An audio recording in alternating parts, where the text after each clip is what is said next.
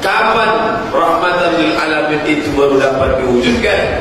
Bukan dengan kenabian, bukan dengan Al-Quran di tangan, tapi setelah tegaknya khilafatun nubuwah.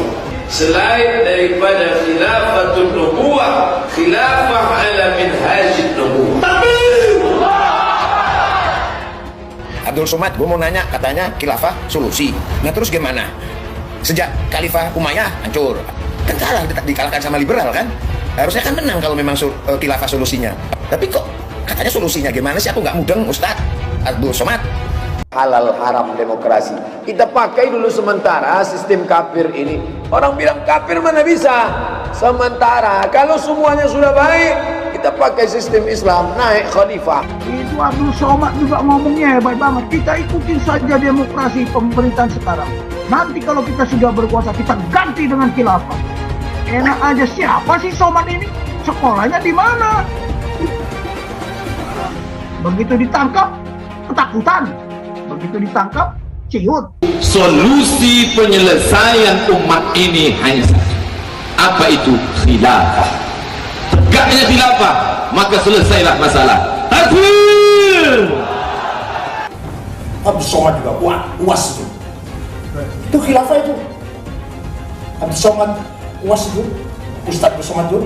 Solusi satu-satu dengan umat sebenarnya khilafah. Gak pernah bangun sekolah, gak pernah bangun pesantren, gak pernah bangun madrasah, gak pernah bangun masjid, gak pernah bangun musola, gak ikut berjuang, gak ikut berkeringat, apalagi berdarah-darah, melawan penjajah atau apa. Tahu-tahu khilafah. Takbir. Artinya apa?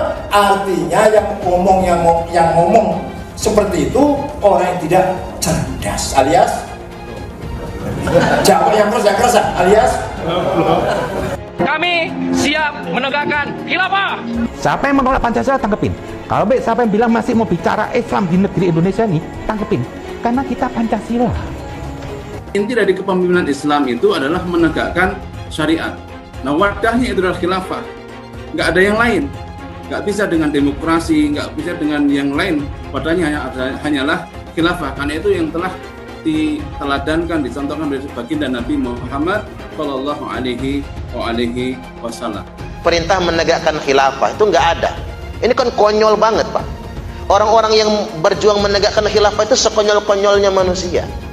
Karena nggak ada perintahnya. Kayaknya semangat banget ingin menegakkan khilafah, padahal nggak ada perintahnya kan. Kita semangat untuk sholat ke masjid karena ada perintahnya. Kita semangat sholat subuh ya karena ada perintahnya. Ini memperjuangkan khilafah dan rela berdarah-darah, padahal nggak ada perintah.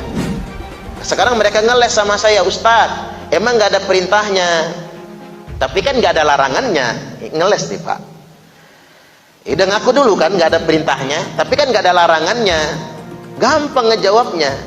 Orang yang hendak menegakkan khilafah atau orang yang hendak menegakkan daulah itu sama saja dia hendak membubarkan negaranya sendiri.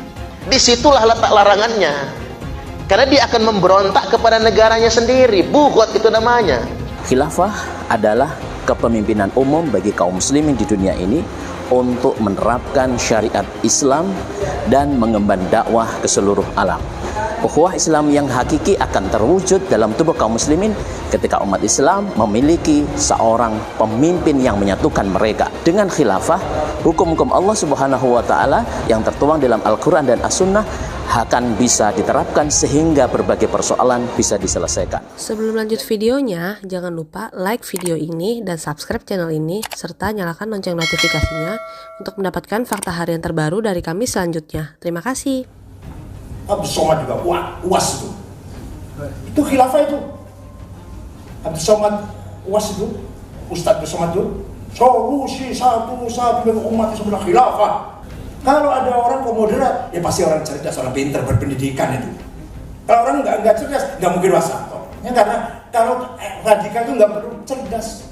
Tinggal Allahu Akbar gitu aja, ya Allah. Gampang kan? Takbir, gampang kan? Tinggal ngomong itu aja kok. Orang butuh ngajar, butuh sekolah, orang butuh kuliah, orang butuh cerdas, orang butuh hafal Quran, nggak butuh takbir, gitu. Dasar khilafah, gitu aja. Nggak pernah bangun sekolah, nggak pernah bangun pesantren, nggak pernah bangun madrasah, nggak pernah bangun masjid, nggak pernah bangun musola, nggak ikut berjuang, nggak ikut berkeringat, apalagi berdarah-darah, ngelawan penjajah atau apa. Tahu-tahu khilafah. Apa? Takbir. Artinya apa? Artinya yang ngomong seperti itu orang yang tidak cerdas, alias jawab yang keras, alias enggak, dia itu berjuang. Kapan rahmatan lil alamin itu baru dapat diwujudkan? Bukan dengan kenabian, bukan dengan Al-Quran di tangan, tapi setelah tegaknya khilafatul nubuwwah. Itu tidak akan ada yang dapat mewujudkan rahmatan lil alamin selain daripada khilafatul nubuwwah, khilafah ala minhajin nubuwwah. Jika seluruh umat ini tidak memperdulikan khilafah ini, maka dia sudah menyia-nyiakan pesan Nabi Muhammad sallallahu alaihi wasallam. Karena Nabi mengatakan, "Man ya'ish ba'di," siapa yang hidup sesudah aku nanti, dia akan melihat ikhtilafan katsiran, akan banyak ikhtilaf, akan banyak firqah dan kelompok. Maka kalian, kata Nabi, aku pesankan, alaikum bisunnati, ikuti sunnahku, wa sunnatil khulafa'ir rasyidin. Kenapa yang dia sebut khulafa? Karena yang dia inginkan adalah khilafatul nubuwwah yang dijanjikan oleh Allah dan Rasul sallallahu alaihi wasallam. Alaikum bisunnati, ikuti sunnahku, wa sunnatil khulafa'ir rasyidin al-mahdiyyin min ba'di. Jangan kalian pegang dengan tangan, mungkin dia akan lepas. Abdu 'alaiha bin nawajiz, gigitlah pakai gigi geraham, petir menyambar. Apapun yang terjadi, ombaknya boleh kuat, anginnya boleh kencang, kalau kau gigit pakai gigi geraham, dia tidak akan lepas untuk selamanya. Hari ini pesan inilah yang disia-siakan, pesan ini yang tidak dilaksanakan. Ada sekelompok umat yang masih istiqamah memegang ini. Lalu kalau ada orang yang tidak dapat mengikutinya, andai kau belum sanggup untuk menegakkan kebenaran, paling tidak jangan engkau turun dalam kewakilan. Dosa terbesar umat ini bukanlah minum khamar, karena dia akan mabuk untuk dirinya sendiri.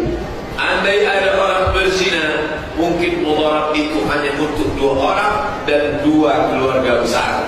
Tapi ketika khilafah ini disia-siakan, maka tak terwujudnya rahmatan lil alamin dirasakan oleh dari sejak mulai ikan lumba-lumba yang dipertontonkan di tengah anak-anak yang mestinya mendapatkan keadilan, sampai kepada anak yatim, sampai kepada anak yang dalam fitrah, sampai kepada alam semesta tidak mendapatkan rahmatan lil alamin. Apa sebabnya? Sebab utama karena tidak tegaknya khilafah di atas. Maka satu-satunya jalan adalah menegakkan yang sudah pernah ditegakkan oleh Sayyidina wa Maulana Muhammad sallallahu alaihi wasallam, yang diteruskan oleh Sayyidina Abu Bakar, Umar, Uthman wa Ali wa an kulli sahabati Rasulullah ajma'in, sampai akhirnya ditumpangkan oleh Mustafa Kemal Atatürk pada tahun 1924. Sejak itu umat Islam tercerai-berai